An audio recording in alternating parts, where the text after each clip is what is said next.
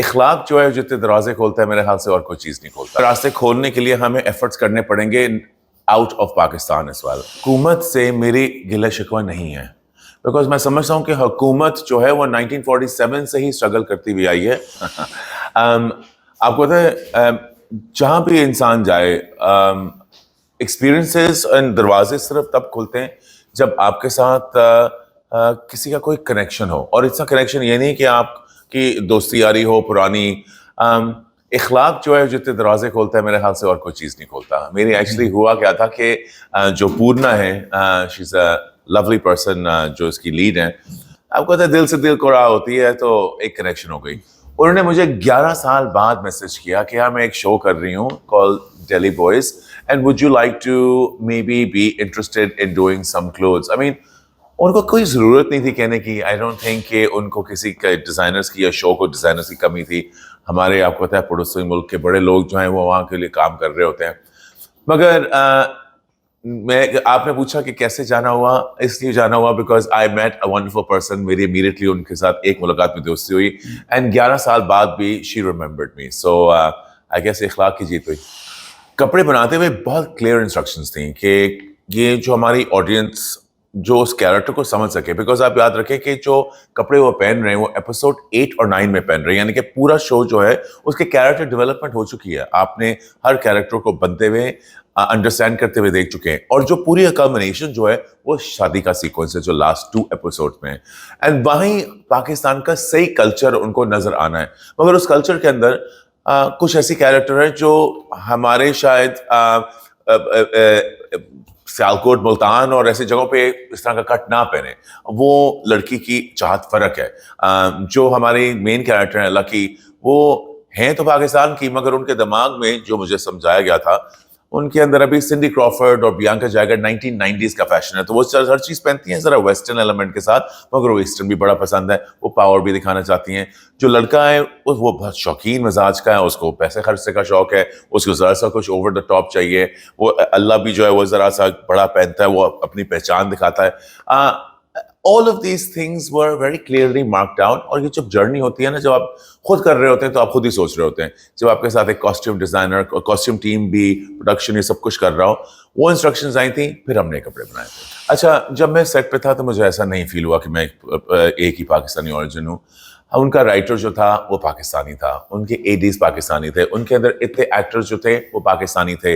अब ये नहीं शायद सच कि वो पाकिस्तानी थे और पाकिस्तान में पैदा हुए और पाकिस्तान में बड़े हुए। वो सेकंड जनरेशन अमेरिकन पाकिस्तानी से, उनके पाकिस्तानी पेरेंट्स जा चुके हैं।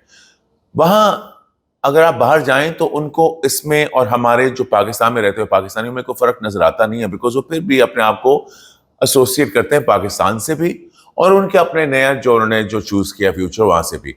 मुझे लगा कि ये जो स्टोरीज वो बता रहे थे, no offence to any of my fellow colleagues जो सारे एक्टिंग करते हैं और बहुत अच्छे एक्टिंग करते हैं, ये स्टोरी वो थी जो उसके अंदर एक एलिमेंट ऑफ जानना कि वहां रहते हुए क्या बॉडी लैंग्वेज, लिंग्विस्टिक्स और उसके साथ साथ एक कल्चर का कनेक्ट होना, ये जो कास्ट थी ना उसके अंदर ही बहुत ज्यादा हो रहा था। क्योंकि सबकी एक क्या कहते हैं, हम कहना नहीं चाहिए, वो ABCD, अमेरिकन बॉर्न कंफ्यूज देसी कहते हैं ना जी, वो कंफ्यूज तो कहीं नहीं है, मगर सेकंड जनरेशन, वो सबकी एक हिस्ट्री थी, उनकी जर्नी सारी एक थी। और वो सारी जर्नी जो थी वो सारे उस शो के अंदर नजर आ रही थी in the way they were acting, और वो इस शो की स्ट्रेंथ थी।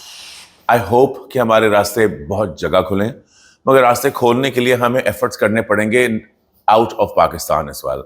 एंड इसका मतलब ये नहीं कि आप जाके कुछ प्रोजेक्ट्स मिलना कोई आसान काम नहीं है, मगर हमें प्रॉपर रिप्रेजेंटेशन ढूंढना बहुत ज़रूरी है।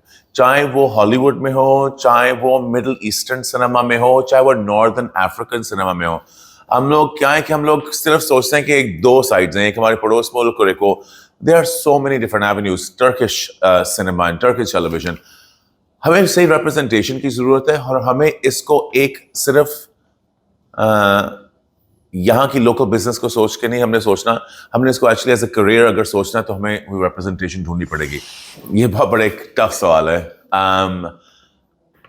मुझे लोगों ने मदद की है, मुझे लोगों ने बहुत साथ दिया है, ये मैं बिल्कुल नहीं कह सकता। जब मैं पाकिस्तान को रिप्रेजेंट करने गया हूँ तो मेरे फेलो पाकिस्तानीज ने मुझे बहुत ज़्यादा सपोर्ट किया। लेकिन हुकूमती सतह पे आपको कुछ मिली सपोर्ट? देखिए जी, हुकूमत से मेरी गिला शिकवा नहीं है, बिकॉज मैं समझता हूँ कि हुकूमत जो है वो 1947 से ही स्ट्रगल करती हुई आई है पाकिस्तान को चलाने के लिए। ऐसा आसान काम नहीं है, मगर मैं समझता हूँ कि हमारा जो रिस्पॉन्सिबिलिटी है वो भी हुकूमत जैसी ही है। हमें भी अपने पैरों पे उठ के कुछ काम करना होगा, हमें भी कुछ हालात खिलाने होंगे, हमें भी ये रोने गिले शिकवे करना कि अब ये नहीं हुआ तो वो नहीं हुआ करना बंद करना होगा। यस, हम हर बंदा एक लिबर्टी चाहता है, आंसर्स चाहता है, पर उसके साथ साथ उसको अपने लिए भी कुछ करना पड़ेगा।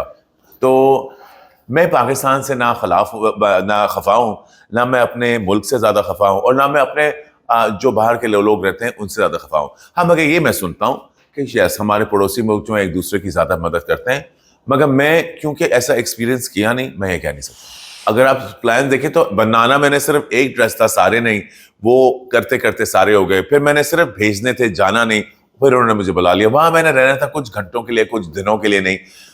ये सिचुएशन ऑर्गेनिकली होती गई। एंड आई थिंक जब आप एक जगह पे होते हैं, हम लोग कभी हम आई थिंक हमारे दिमाग में होता है कि यार हॉलीवुड लोग ऐसे होंगे और बॉलीवुड लोग ऐसे होंगे।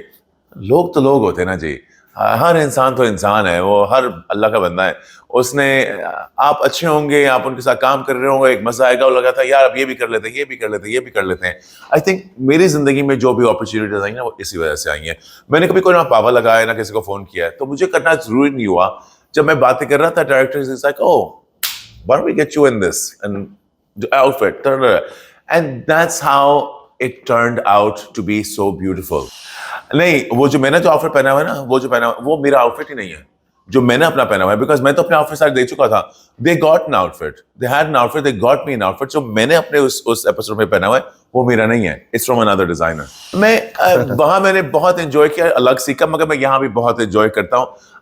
जैसे मैं हमेशा कह रहा होता हूँ, मैं कोई भी काम नहीं करता अगर मैं उसको एंजॉय ना कर रहा हूँ। अगर मुझे लगे कि वो मेरे it's not going two way I am, और मैं अनकंफर्टेबल हो रहा हूँ किसी चीज में, मैं यूजली वहां से निकल आता हूँ। वक्त बड़ा कीमती है जी, हम सबके पास वही है, वक्त एक लिमिटेड रिसोर्स है, और मैं उस चीज में वक्त लगाऊंगा ही नहीं जहां मुझे लगे कि मुझे मैं ना वो रिस्पेक्ट मिल रही है या मैं एंजॉय नहीं कर रहा। जब तक खुशी ना हो काम अच्छा नहीं होगा, और मैं वही काम करता हूँ जब मुझे खुशी मिले। देखिए जी, एक्टर्स के पास माशाल्लाह से मेरे ज्यादा रीच है जी, आप उनकी इंस्टाग्राम देख लें, उनका तो millions and millions million reach है।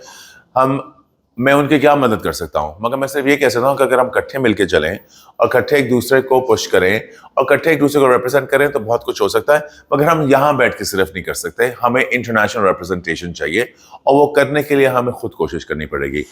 मैं जब पाकिस्तान में कपड़े बनाता हूँ तो हमारे पास, क्योंकि हम एक ऐसा ब्रांड है जो एक फैमिली ब्रांड है, मैं कोशिश करता हूँ मैं वही बनाऊं जो मेरी माँ भी पहन सके, मेरी बहन भी पहन सके, मेरी नीसेस भी पहन सके। मगर जब शो के लिए कर रहे थे, आपको वो एलिमेंट छोड़ना पड़ता है, फिर आप वो चीज बना रहे होते हैं जो कोई कॉस्ट्यूम होता है, बिकॉज आपकी वहाँ फैशन शो नहीं हो रहा, आपके शो की ब्रांड की सिर्फ रिप्रेजेंटेशन नहीं है, आपके उस कैरेक्टर की है।